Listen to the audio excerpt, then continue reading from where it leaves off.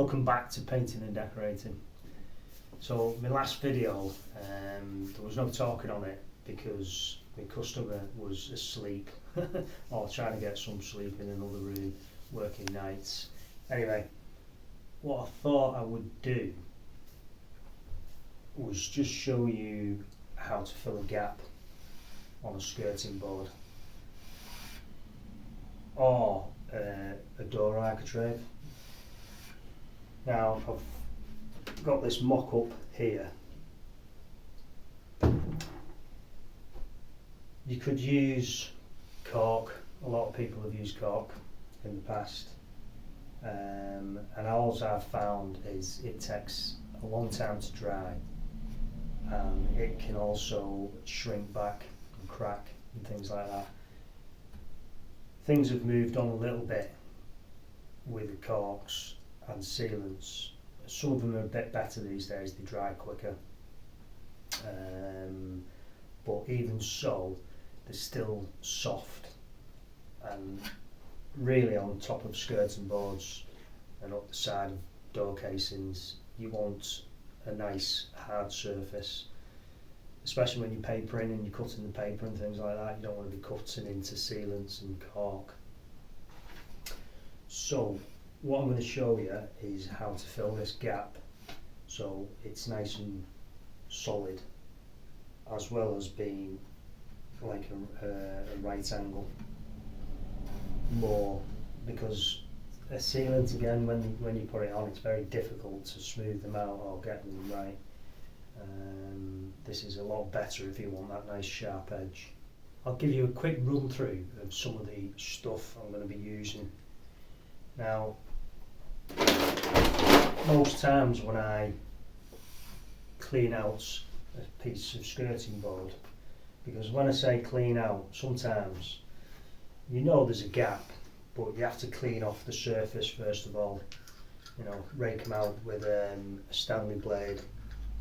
There's also shave hooks, which then you can clean off the surface of the wall and the top of the skirting board, so then it makes the filling process better, because you get a better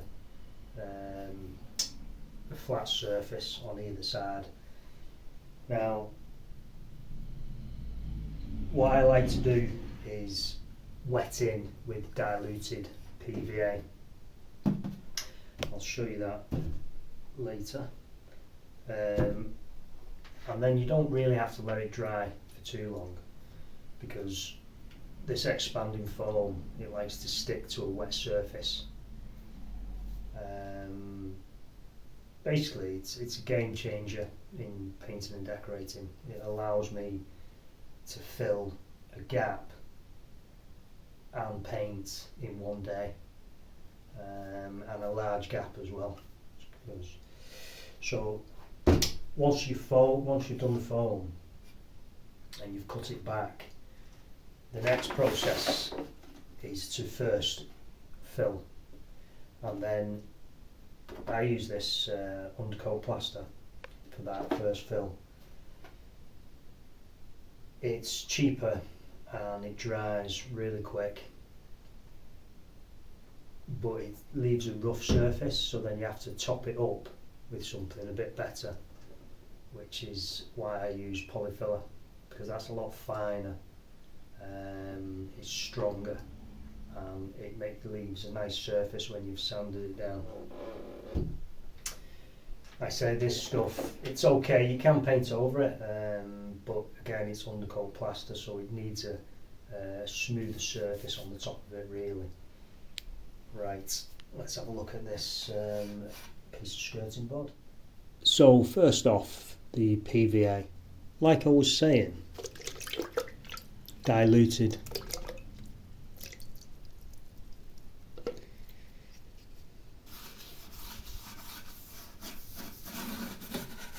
Try and make sure you wet both surface, the back of the skirting and the wall.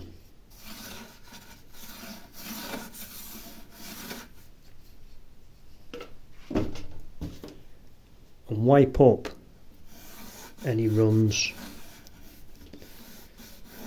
because when PVA dries in a run, it will show up when you paint. It's also a reversible coat PVA because it actually re-wets, so if you did let it dry, you can always make sure you can always wet it again and it comes off to make sure you get a better surface when you paint. Make sure you give it a really good shake up.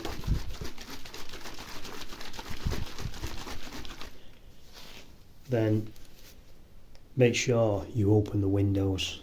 When you're using this inside, really good ventilation. Wear some gloves.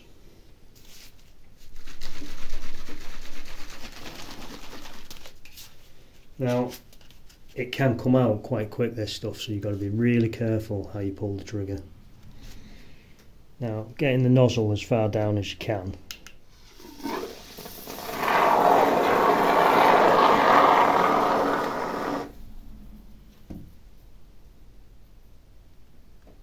Just going to leave that like that. No need to add any more. There's no need to be topping it up to the top because it's expanding foam. Once that's been there for an hour, it expands and it'll fill right to the top and fills any voids. It just spreads out. With this, you have to wipe out the excess in the tube like that.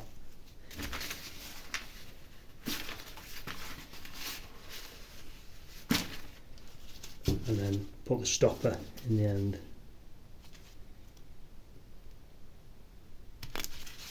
Make sure you get it in all the way. You can already see now that that's expanding, coming to the top. So I'm going to leave that for an hour and come back to it. The foam has cured. Now, taking one of these filling blades, you want to cut it back. Now, what you want to do is make sure it's below the skirting board, so you have enough room to put some filler in. Now, because this is quite a large gap, I'm certainly going to need to take quite a bit out just to make sure I have enough filler in. So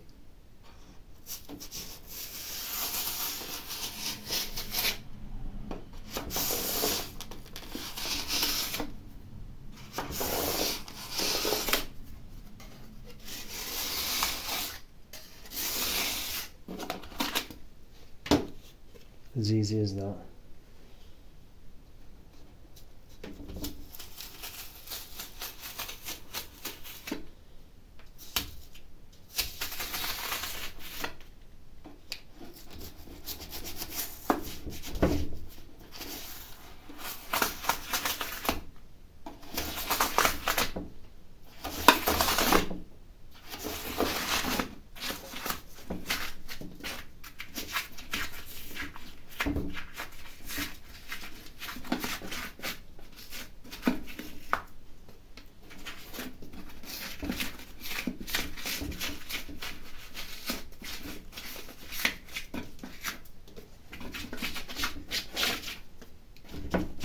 Perfect, that is now.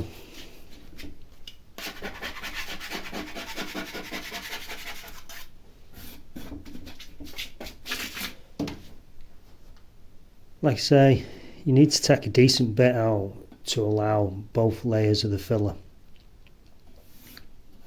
It's time for the undercoat plaster, but what you want to make sure is you've no bits inside. And make sure the foam is below the surface all along,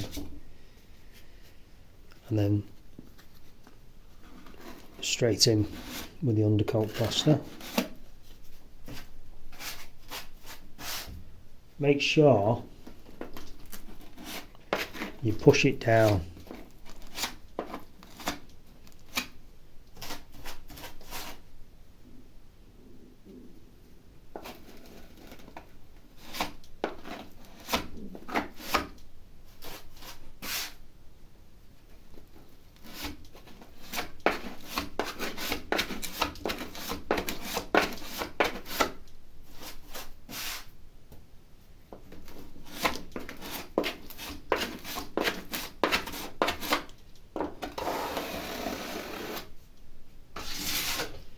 Now, you don't want to leave loads right to the surface, because you need to put the polyfiller on.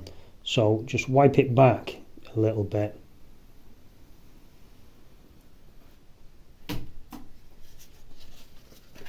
And that just allows for the polyfiller.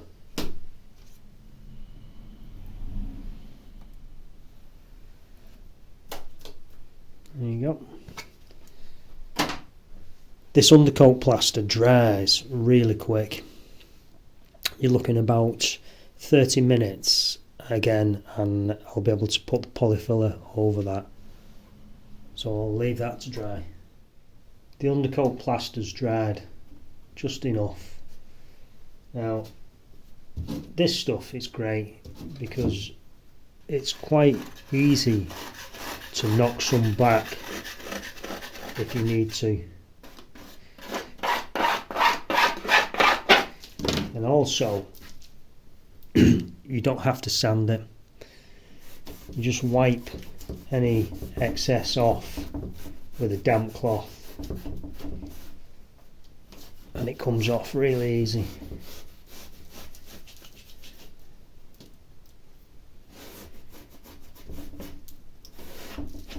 So that's ready now for its next fill.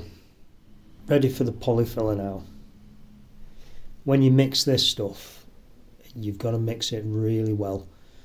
You'll get used to the consistency that you need when you do this.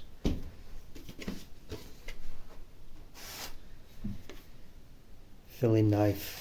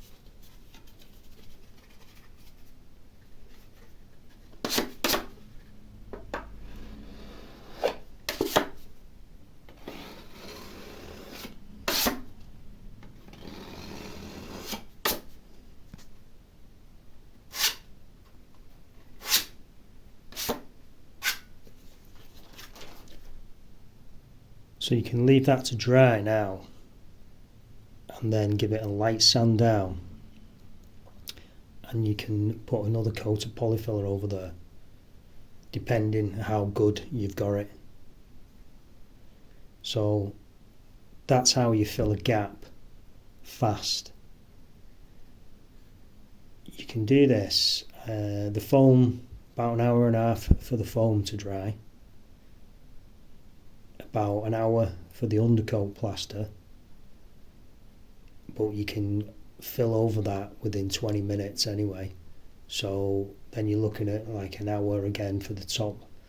Sometimes it's always best leaving till the next day, but if you start this in the morning, it's definitely dry for the afternoon. So there you go. Hope you enjoyed that.